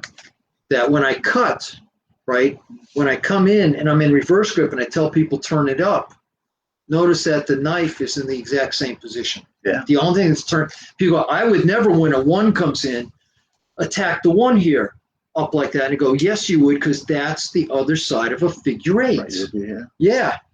So when I feed in, I don't cut up on that first one because that's not cutting. I turn around and I cut. And when towards the, when I cut, that's the same as when I cut. But what I want to show you is why I have teeth on here. When I was young, my dad taught me how to cut wire. You cut the casing on a wire, and all those threads there, I cut through it. When I cut through it enough times, my dad taught me soldering, because I had to put them back together again. So I decided that with jimping. Oh, by the way, when Dean said he had, and I wasn't sure if I'd put it in his hand, and he said he has a Gunting spear point, and I looked all over to find it. Oh, it must have been the dagger. The spear point, I didn't put it back in a holster. It was sitting on the side. So he was right. Bram was wrong. Dean really did have a spear point in his hand. See? So now what I do is, because with the Bram, remember I said waka, waka, waka, waka, waka with Pac-Man? Because there's teeth in here, jimping, I can lay something in here and I can just roll, cut to an exact depth and not cut. You can see it's hollow. Yeah. It doesn't go all the way through. I can cut to a depth. Right. I can come up when I said waka, waka, what can I do? Oh, I could actually go ahead and scissors cut. So I can scissor. How about when I said, oh, you can come up on the Bram, and that controls the tip. Oh, well, that way, we'll go to an uncut end. Oh, I could do fillet work. So I can use the tip for fillet work. So I can fillet an animal. I can fillet meat. I can do delicate work for carving wax, sculpture, clay, whatever. A late friend of my dad's and mine, James Spratt, he loved it because he's a Bram with that Bramp there. I can control that tip, and he did all of his carving for his statues using Bramp. Now, the other thing is in reverse, I can do what? Well, I can push it through because it's controlled. It locks into my hand. Forward grip. Well, it's designed that I can do chef cut, meaning, and that's reach out, touch. There's such a thing as an arcing thrust. Because if I do an arcing thrust into something, what do I do once it sticks in? So we all done that drill. We do an arcing thrust, and we come back, and we go past each other, and then we come back up doing Spidey line. We hit each other's arms, then we come back with our sticks, then we cut, we go bang, bang, bang, then we come back, and we come back. Well, it's a bunch of hooey, because when you really get it in there, it's just a swingable. It doesn't want to come out. But if it's an arcing cut that I'm doing a chef cut and I'm learning to lay it on there, and cut you. Yeah. Which is why the old saying was, if I can touch you, you're cut already. If I touch you, you're cut already. So I'm going to a safe trainer. So Dean's like that. So if I'm coming at him, I'm not thrusting at him to try to cut him. I want to get on the surface and I lay that cut in. When I come back, the 7, it's not a thrust into him and I get it stuck and I try to cut it out. I arc that blade across him and I cut right across him, leave me in a position to cut back again when I want to. It's an arcing cut, not an arcing thrust. It's misunderstood. Especially with a bigger blade, a little bit of curve. I'm laying on that curve and I'm doing that cut. Not that I can't poke him, not that I can't use it as a thrust. But when we talk about arcing thrusts, they're not arcing thrusts, they're arcing cuts. A thrust is a thrust. Thrust is a straight line. Whether I enter from a 7 across my body position or I do it from an open body position. So if I learn to play it that way, and that's why they used to say, if I can touch you, you're cut already. That's one of the reasons, and my apologies to all of you, that there's what I call traditional Filipino arts, and it's an art form, and it's stunning, and it's beautiful. Okay, and then you have the sport part. And I don't care which sport version you do of sparring. You have no pads, you have some pads, you have padded sticks, or you look like the weak cuff people that look like, Charlie Brown with too many clothes on and can't move. And, they're multiple, and they whack each other zillions of times. It's Michelin, the Michelin tire guy, yeah. But any version of the sport is sport. And then there's combatives. Do they all have common elements? Yes. Can they survive in each other's arena? No.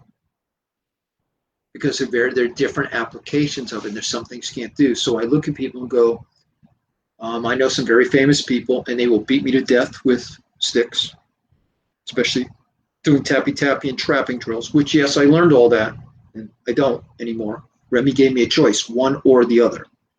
I thought he was kidding, but he said one or the other. Do the old family art of bolo or do the stick art. There was no medium ground. What I found out was that the people are very fast. Bruce Chu knows what I'm talking about, and Chad Bailey and the others who play in there, that when you're trained to impact and then grab, you don't get smarter under duress. So in a combative application, if you've trained yourself upon impact, I grab the tool and then rip it out of their hands.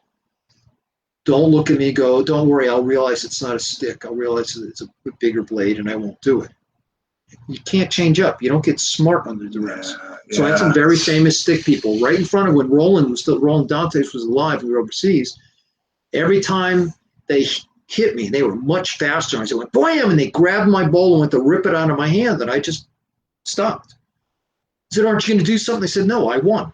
You grabbed my blade. You have fingies. R&S are on the floor. I didn't have to do anything. And Roland was laughing, goes, you can't make yourself not grab the tool. Well, in a real fight, I wouldn't do that. I said, if you can't do it in training, You're sure as hell not going to do it in real. What you practice is what's going to come out there. Yeah. Yeah. And under duress, we lose fine thought. We go down to gross thought. Fine motor skills and we have 3-speed brains and 2-speed bodies. Because we actually have fine thought, complex thought, and gross thought. And there's that in-between range we can sort of function in. Mm. Your body has fine motor skills and gross motor skills. There's no such thing as complex motor skills. So as soon as you lose fine motor skills, that means they're all gone. Not I selectively retain some. Can we train people brain-wise to stay in this complex area? And a lot of our soldiers, pilots, and whatever, and athletes, so that I can try not to, that I control my heart rate pin, that I don't quite lose fine motor skills. But there's a point with everyone with enough adrenaline dump and duress. I don't care who you are, it's done. And all your training, you're not gone around it. You see it. You see in boxing, when boxers get in trouble, what they do, they kind of resort to. Yeah, anybody. And even stuff so if you're not in the game where the rules go with you, it doesn't work. So I look at people and go, a lot of my blade work and simple work is very simple. It's why I do, Monty Python and the Holy Grail. We do Black Knight tactile systems. We shut your limbs down. And that's very Filipino. So everyone goofs. I said, well, it was a goof on King Arthur and Hema.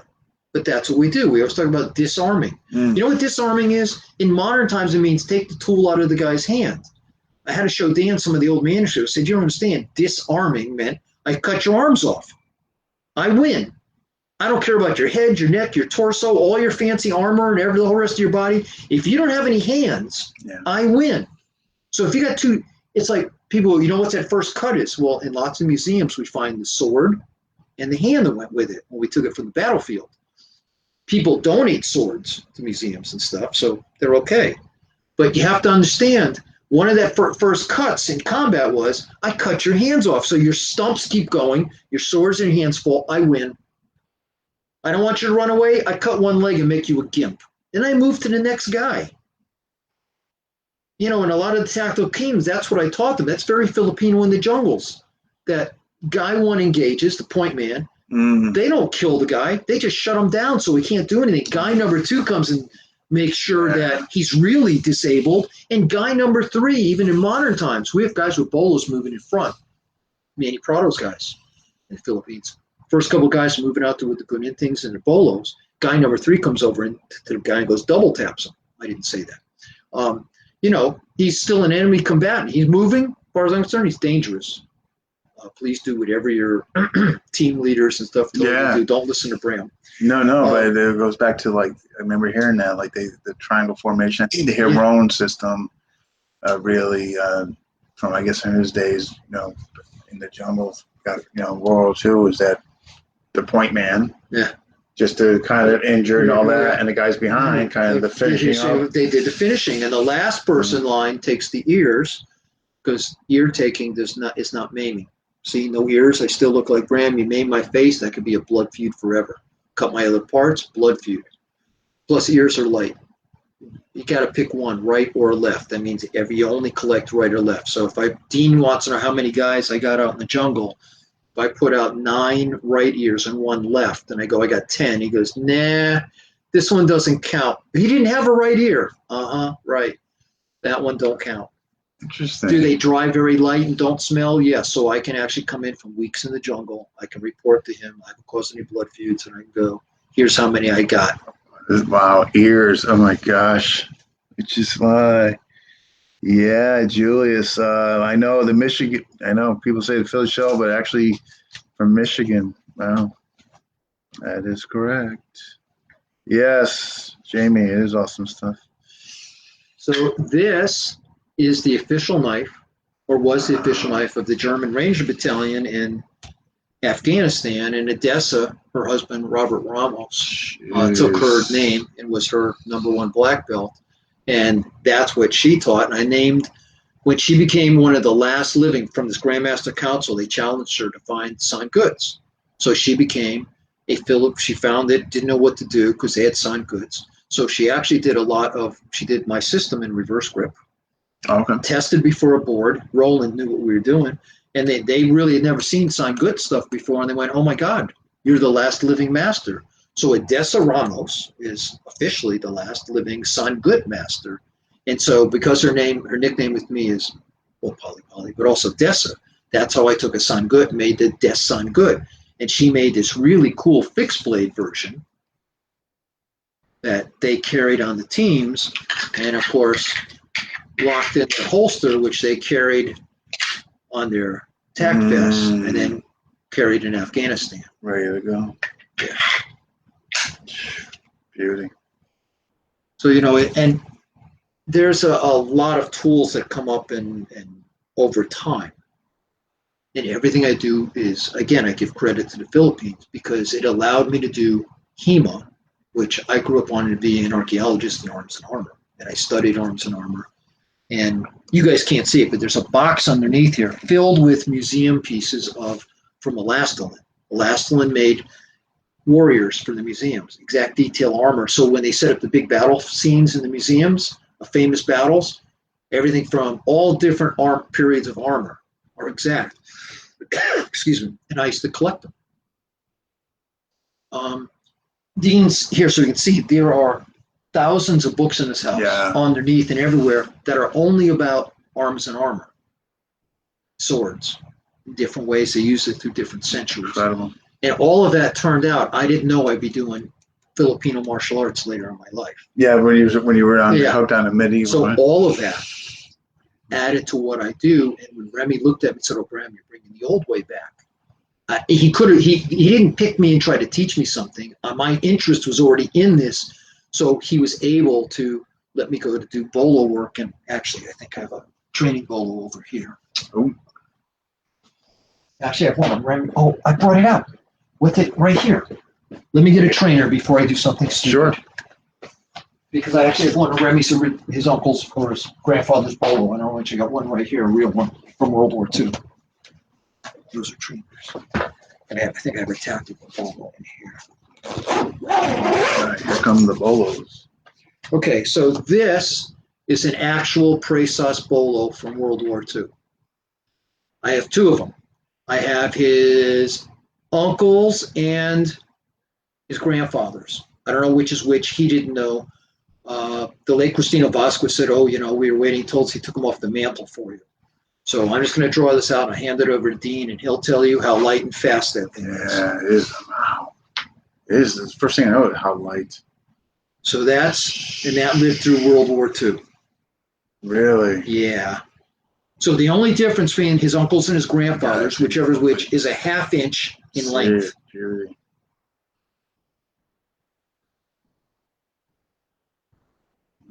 So it took me a long time to find the family that made these to keep making them. So when you order Presas bolos, in each generation, whoever's making them has their little touch to them. But I try to preserve and I try to make original Presas bolos. This we got here. This is a tactical bolo. Yeah, okay. This is a modern, very sharp. This is L60 made by Jeff Crowner. That's my tactical teams carry. Still though, it's still pretty. I mean, not as light as that, but still pretty light. Yep. So this is L60 with a flat grind and a mustard patina. But of course, even though it's got the same handle shape, a bird's beak, if he turns it towards the camera, you see the teeth in the bottom? Teeth in the bottom? Yeah, see the teeth? Yeah. I have very aggressive teeth for grabbing and ripping. And this was the first prototype, and on the ones that my teams carry, we put some teeth up on the back of so for grabbing, it was still there. Jeez. Beauty. And if any of you ever seen Guru Dan's book, Filipino Martial Arts, when he talks about jungle bolos, the only difference between a Presas bolo and what he calls a jungle bolo is we have a bigger guard, top and bottom. That one just had a guard on the bottom. But the shape of the handle and the blade are identical. So in Guru Dan's book, the guard's not there. But, it just goes straight to the... Right. Okay? But the blade shape and everything from that period, they're identical and goes, that's a jungle bolo. Why? Because it's not designed with that thin tip to cut rope. It's not cutting vegetation. I'm not using a jungle. I need this. And let's go to a safe trainer. Interesting, though, like how they modify. Yeah. Okay. And yes, the Philippines gave me a nice certificate and said, "Oh, you're the guardian of the legacy of Bolo and Presas Bolo." I'm honored. And no, I didn't inherit honor or niece or anything like that, but I'm lucky I have a piece of the legacy. Nothing crazy. This is a safe trainer. This is made by the new. It's a little bit heavier than the very original, but that's not much. Not much. Not much, though. Notice it's almost the same as the original Presas Bolo, and there's the little ridge Sarban, so that for grabbing, and it's full tang, it goes all the way through. And that's why many of you, we do puño grabs. So I'll just reach over to Dean for a minute, and if I come over and I lock him, it locks him in place because that shape and that ridge right there lock around him, and I've got him. Now, I always tell people, don't drop the tip because now we're parallel. As long as I'm perpendicular to him, I've got him. So I tell people, what's that? And I go, well, that puts my edge right there. So picture, you have one. I'm trying to give you one. I got another trainer in here. I just want to show you what I meant. That Dean cut one of me, and I stop it with my flat. So if I do what a lot of stick people do, I'm going to do a typical number one disarm where I twist it and I poke it. Oh, did I mention let me think about that a minute. Okay, so I do, and I'm going to check the stick and just wrap my fingers around the back end. What's he doing this whole time? If he moves at all, I'm done. How about the typical number two disarm and I pick it up? Guess what? If Dean just drops his elbow and lets or just float up. Yeah, exactly. So I look at people and go, you got to understand one or the other. So when I block with a flat, some of you, when you talk about abanico, there's that trap. Now I can be here on the trap. And what do? No, I don't go to his head. I know it seemed like I told you, I drop it on Dean's arm.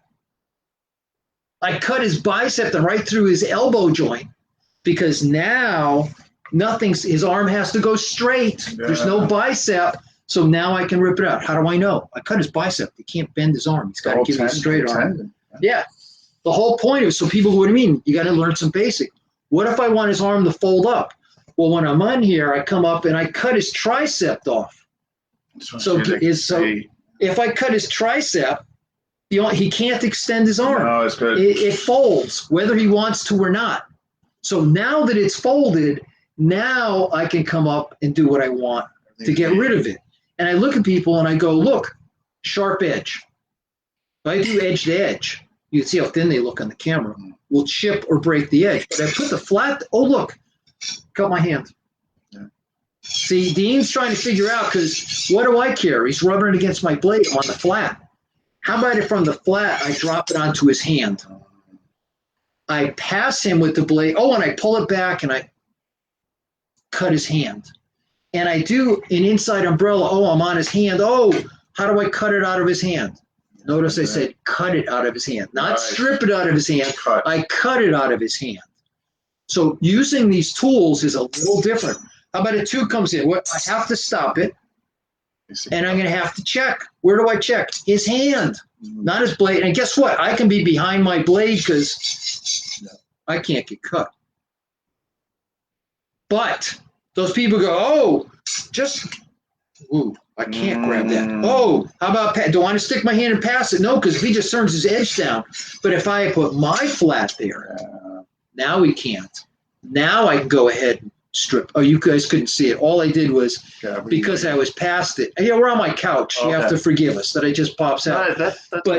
But Dean could feel it that I'm on the flat, and he can't go anywhere with the blade. Right. Where it goes down. Yeah.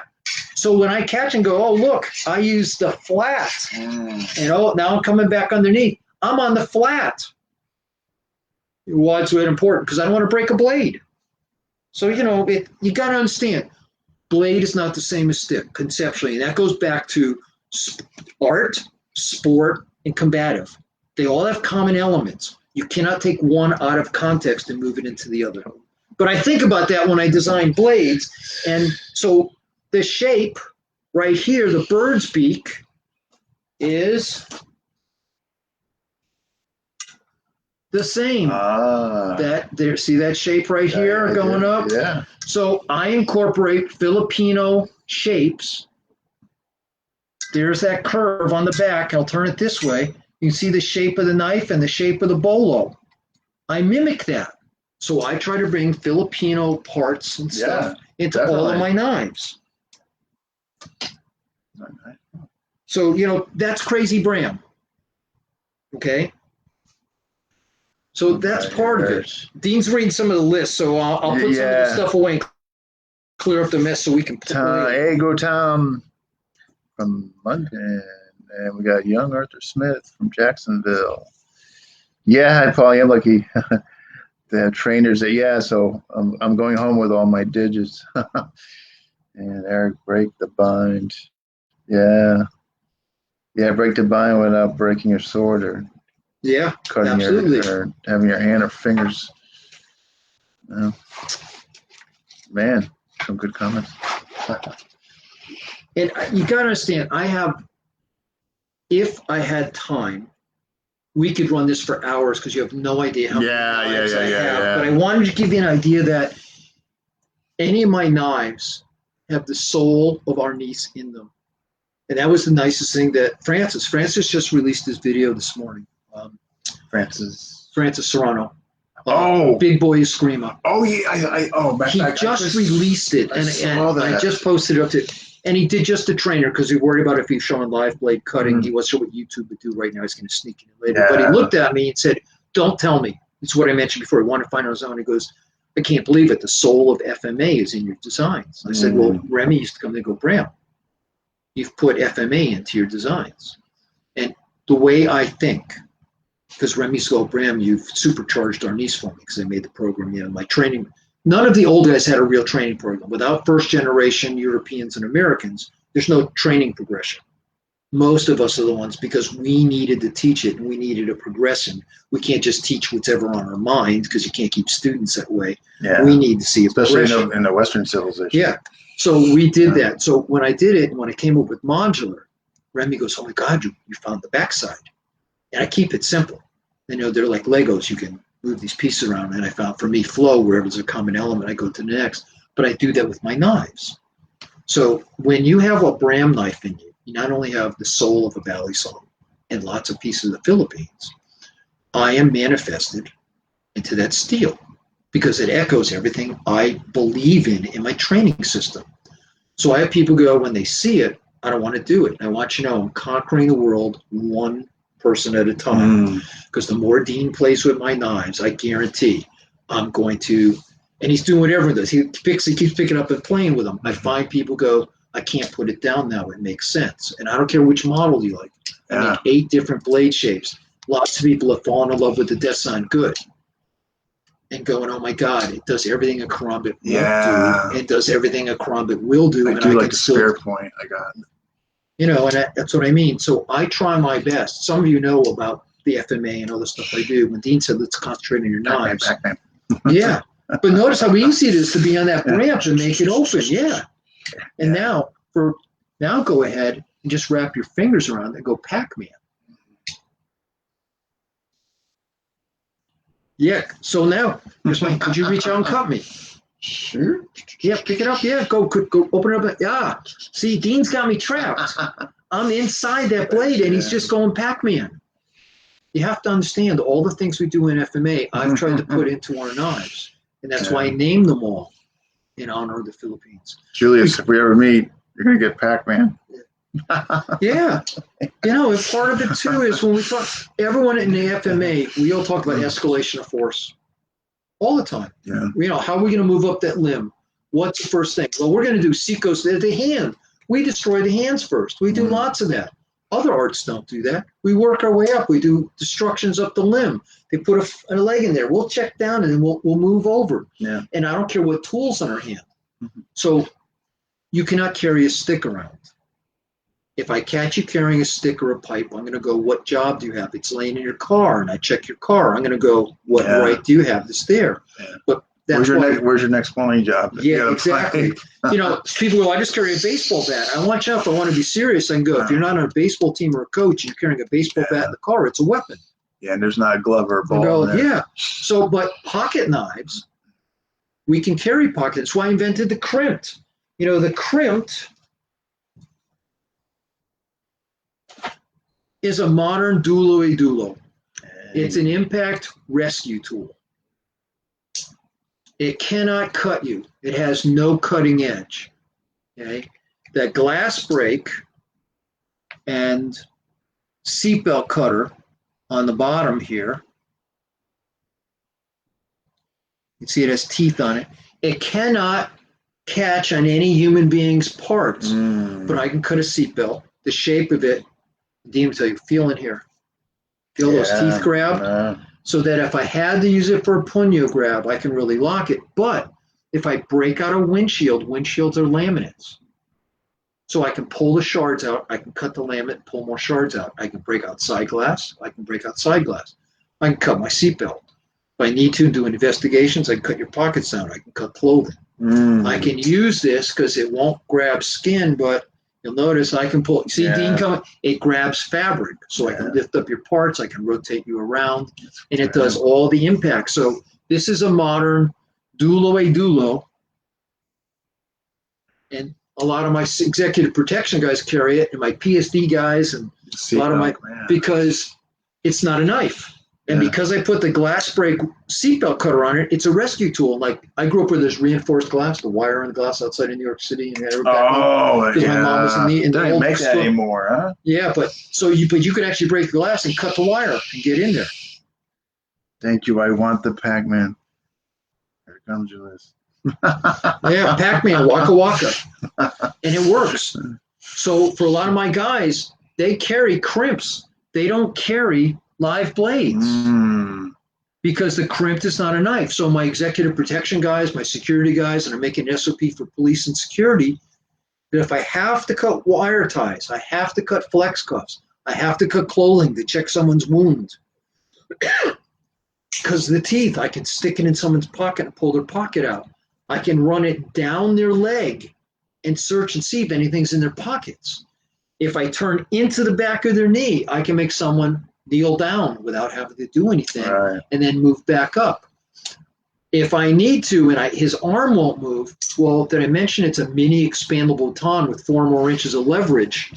Yeah, so that if I'm in here and I can't get it, I can make it open, and now you can see the blade underneath where I didn't have leverage before. Now I can bend Dean around a corner. I'll do it on this arm and I'll reach through. If I need him to move, I can put the ramp in. I'll do it left-handed. That when I stick it in, notice I can get his arm to bend, right? Because he doesn't want to bend that arm. I need a corner, so I put the ramp into his elbow. I turn it up, and now I can pass with it. It gives me a chance, and I use that if he's punching at me. When I hammer, I let him punch. I just cover up, and I hammer, and then you've all done reach behind the pole. Well, it just trapped. And look what I did with his wrist, and I showed you before. Just I can make a that's man, your knuckles are. Yeah, I had one sexual predator, and he had a firearm, so obviously we could have taken him out. But I hit his gun hand, and he dropped the gun, and it was just bam, bam.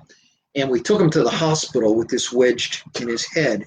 Now, when he came to, he had a bandage on his head. And he was in the booking department. He had no idea what happened. But, the guys on the team could have legally killed him. I do ride-arounds with all my officers, just like the guys who build hips and knees and whatever actually go in surgery. And in the old days, actually did the surgery. The surgeons don't want to do it. I go out with the teams with permission of departments because I'm the instructor on there, not a sworn officer. But I actually go and I show them under duress how the tools work, because I got to prove the tools work, and then I watch my officers using them. So I've had some fun time watching, and I watch my guys use them. But the crimped, my mom loved it. For right now, all the police are looking for non-lethal. It's the official tool of PMP. I'm just waiting for them to sign other papers and the money stuff, because it's always an issue of money. But it's cheaper than firearms. It's medium impact. Low impact is hand, high impact would be baton, Maglite or something like that. So this is me. But I can use this in close quarters, and I can actually do all of our finger grabs. I can do small circle jujitsu. I can do dumag and pressure points with it, and do kyushu jitsu, because I can get groups looking at right to a point. I can rub a point, hit a point, and pull a point. Yeah. So I tried to make tools, and Remy goes, "Oh, Bram, that's it."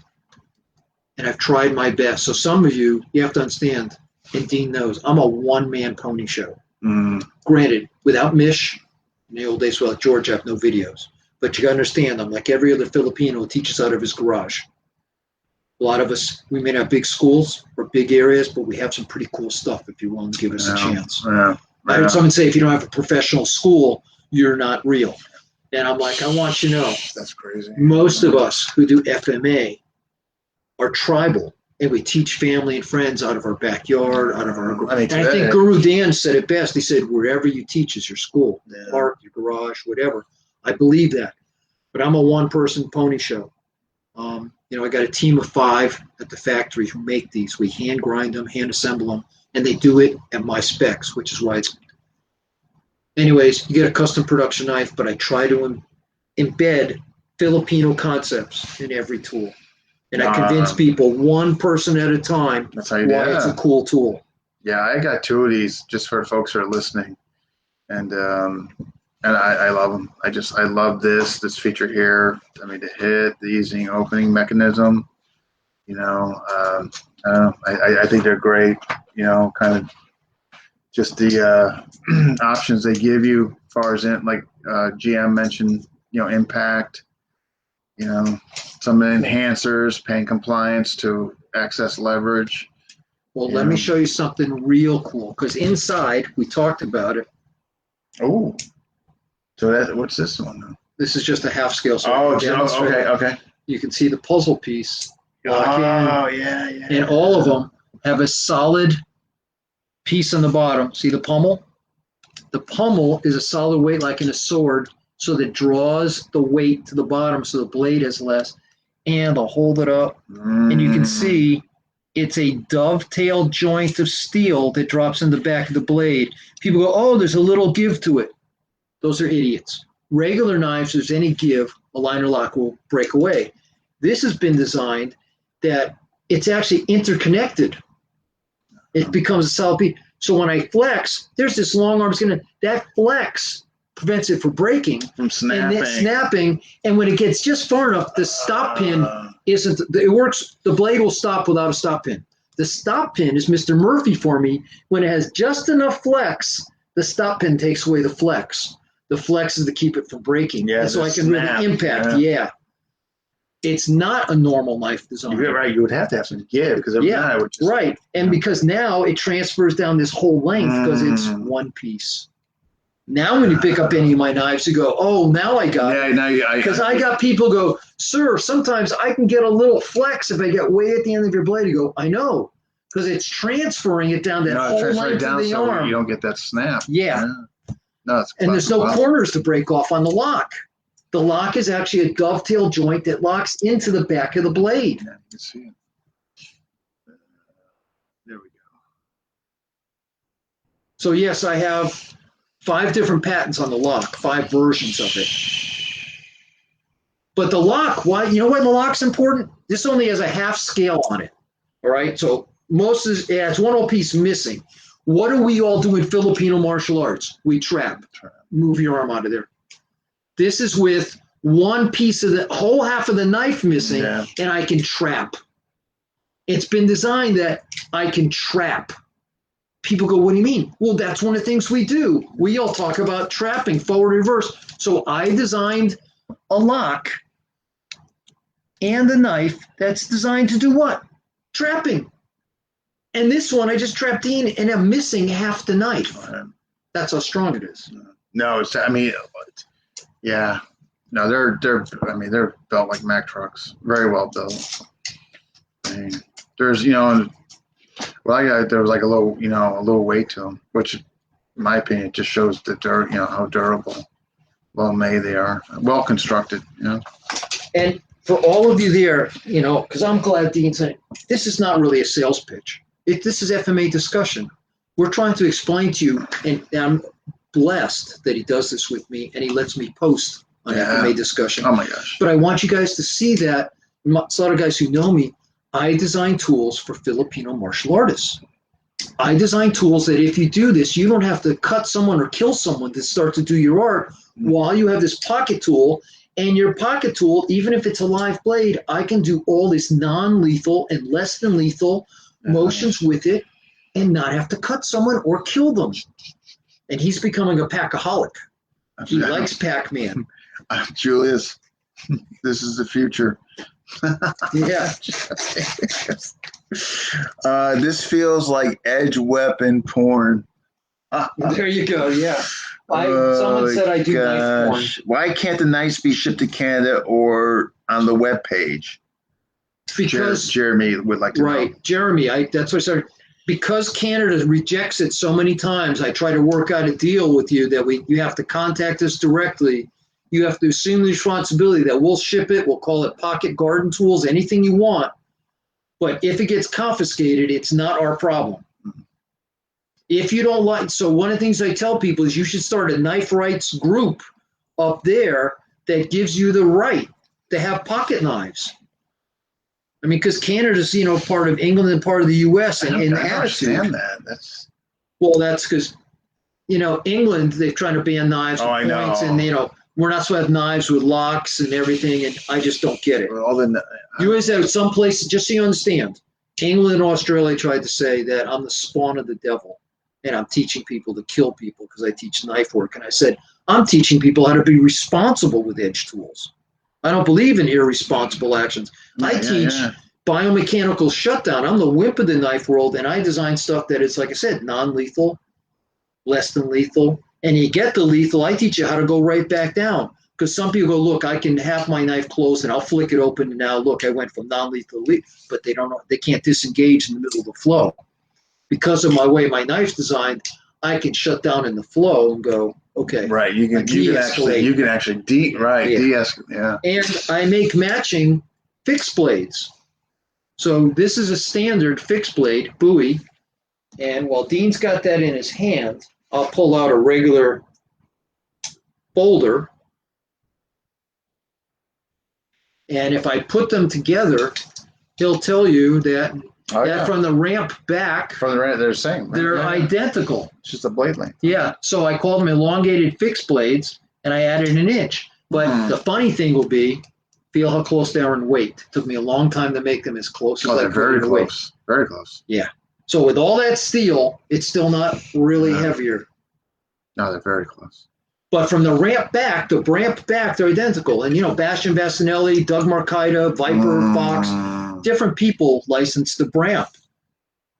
But so I make fixed blades, and I gave them an extra inch that mimic everything we do when you get the magnet or stand. Why? Because again, they allow us to do FMA. So I have tactical kitchen. But as to shipping to Canada, you just got to contact us. We're willing to do it. You just have to, I'll tell you whatever the shipping is, because they charge us a lot for shipping. And I'll label it whatever you want. I have done it. And the only deal is you have to just give us a release that if your customs seized it, I'm not giving your money back because we've lost our knives to your customs department. Okay. People want me to ship them. Perry Kelly, wants me to send them. I send stuff. I've gotten some stuff to Paulo. I had to send it to friends of his who brought it over to him. I used to teach him Vancouver all the time. He's up in Toronto. So like I said, I just sent bolos to Andy up in Vancouver, BC, and I called them garden tools. I've sent folders as pocket garden tools, and they all went through. But I just can't assume the responsibility, because if you guys would change your laws, there'd be no problem. With some clever shipping tricks, yeah. Yeah, right. Yeah, there's always, I guess, a way to try to get around it. Yeah. Wow, this has been fantastic. Man, do you believe we're going on 2 hours? Wow. Yeah. I kept Dean actually it's longer because Dean got here earlier so we could talk. I know. But I almost talked him through the beginning of this and went, oh my God, he said we got to get live. No. All of you have been wonderful. If I missed something, tell me. I'm sure Dean can have me. Yeah, no. Oh, well, it'd be my pleasure to have you back on. And I just appreciate people during the day, jumping on here and commenting and some of the questions, and 43 likes. That's obviously a success. Cool. Goes without saying. Yeah. So good on you. Thank you. Well, thank you to all of you for paying attention. Yeah. And I want you to know it was Dean's idea. He goes, let's talk about your knives because you do so many of them and they're so intertwined with FMA. I did have to twist your arm. Yeah. I'll do it. Come on. Yeah. GM. Yeah. But I want you to know I really appreciate the very good questions. I like people. If you go up onto bramfrank.pivotshare.com, Pivot, like real pivot, pivotshare.com. I have free downloads of some of my seminars, of my DVDs, of my training, and you can see me do it. You got YouTube. Something coming up in Texas. Yeah, right? I'll be training in Laredo, Texas for 2 days. Plus, we'll be up with Chad in another week. Yeah. Okay, up in Orlando. I really got a thing for this Pac-Man. Yeah, I'm glad. See, I got different people they all fall in love with Pac-Man.